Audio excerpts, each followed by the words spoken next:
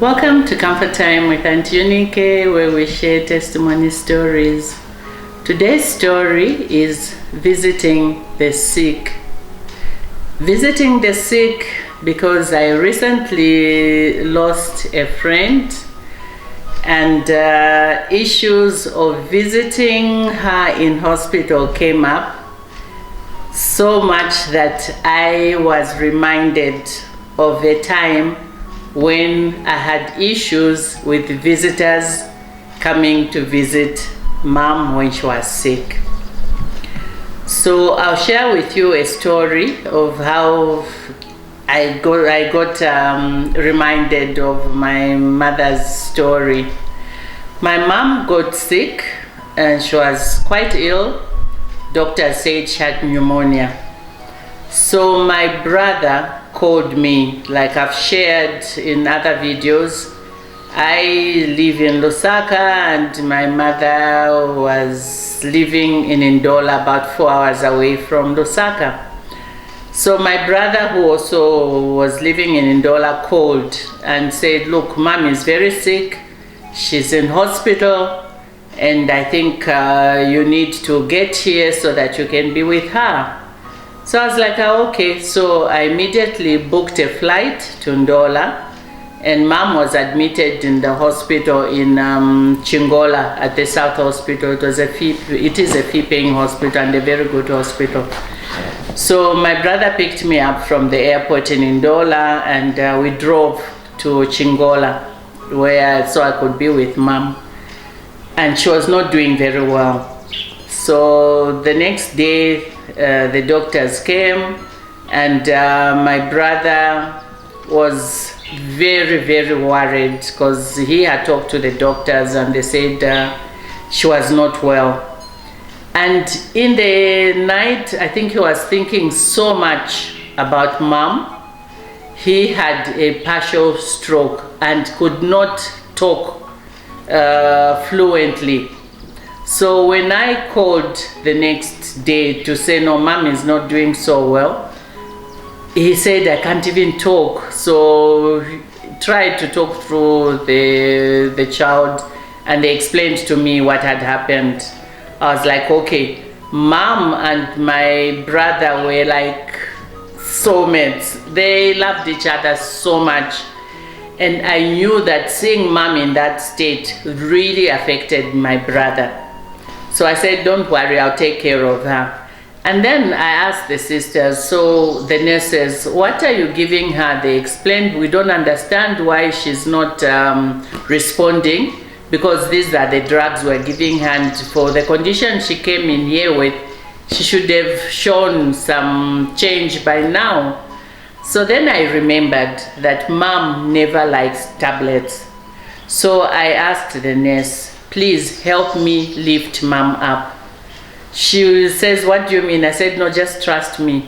Let's lift her up and see what's under her bed.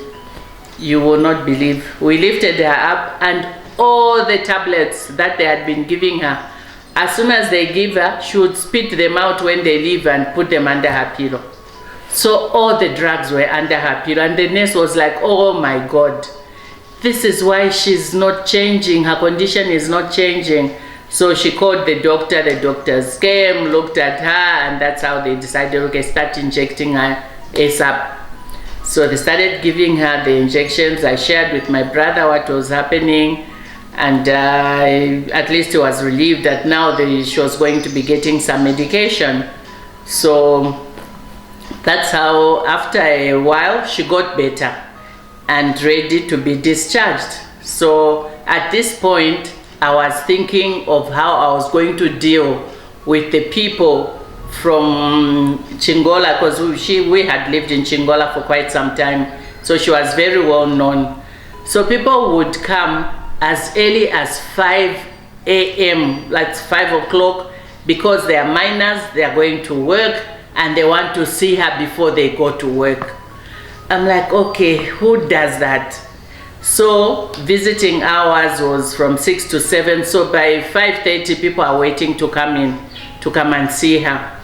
I suppose they put the visiting hour so early because for breakfast for those who want to bring breakfast for their patients. It's a fee-paying hospital, and the menu is quite good, but you know how it is when you're a patient. Sometimes you don't want to eat what's in the hospital. So people would come, and I would talk to them and say, look, she really needs her rest more than you talking to her. And everybody was like, move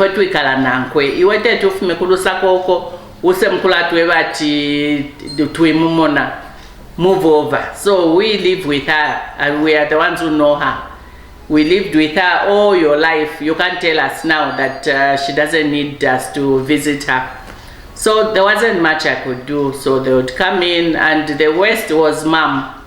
Even in her sick condition, in her weak condition, if she just hears me telling those people to go away, she would shout for me, "Valeke valove, valeke valove," you know, and so I'll just let them go in.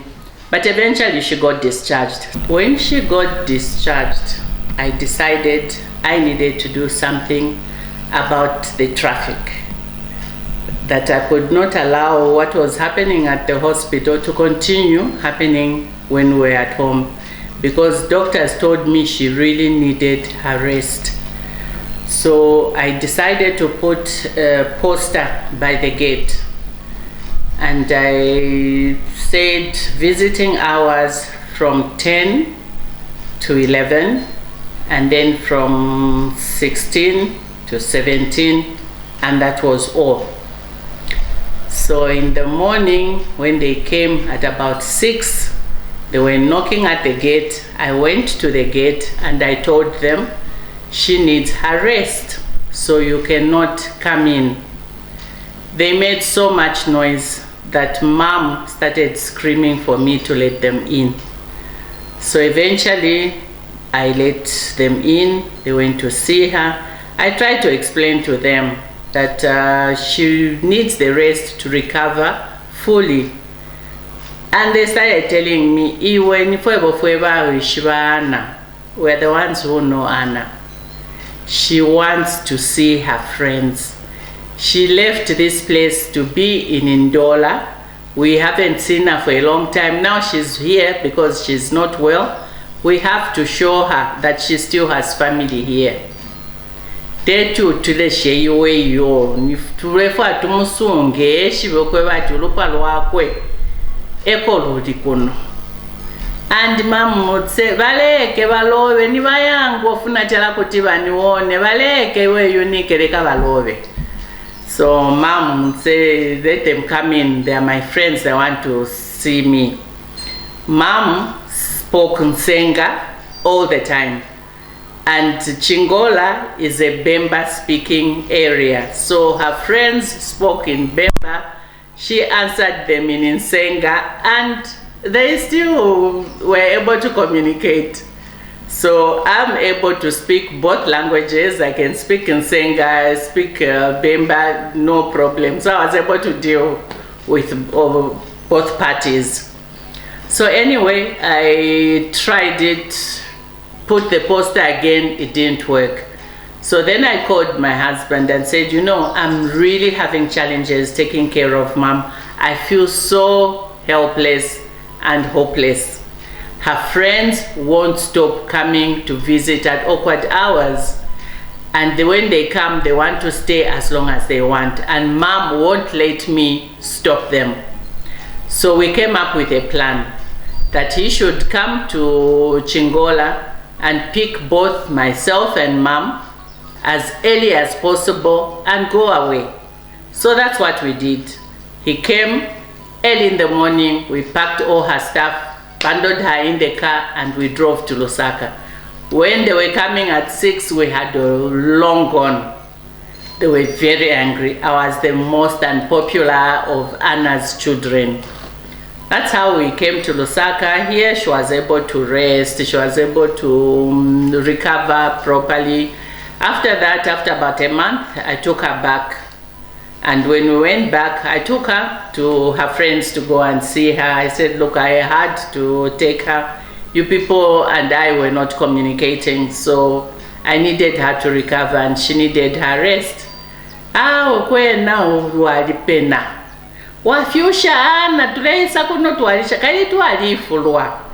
No, you are a crazy child. We came here, you ran away with our friend. We were so upset when we came and we found you had taken her away.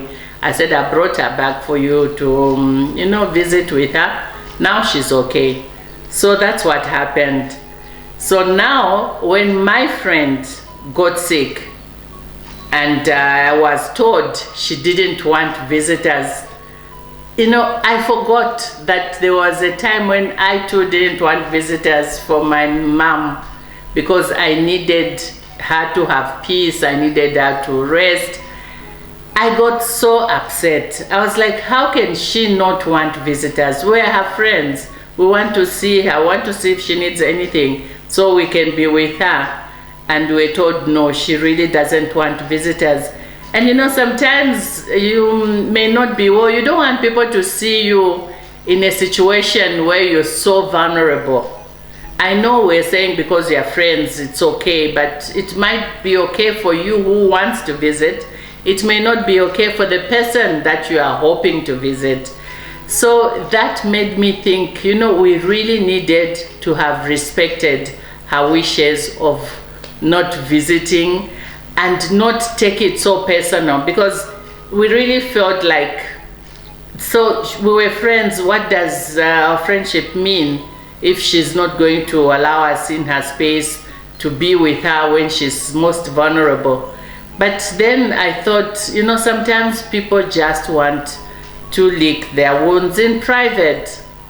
You don't want everybody to see how vulnerable you are. So that got me thinking that maybe we shouldn't take it so personal. When someone says, I don't want visitors, it's not that they don't want you, they don't like you, or they have any issues with you.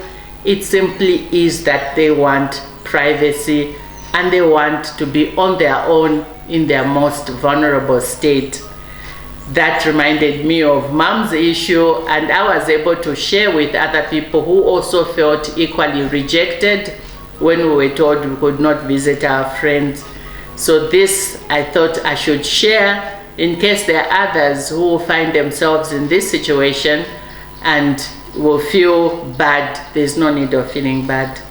It's only fair to respect the wishes of the one who is feeling the pain. I hope this helps you all, and I hope this encourages you to not take things personally, because in most cases it's not about you. So Comfort Time continues. For those who have subscribed, thank you. I'm asking that you give us a thumbs up, you like all the videos, and you share widely so that others can have access to the information. Stay blessed. See you in the next video.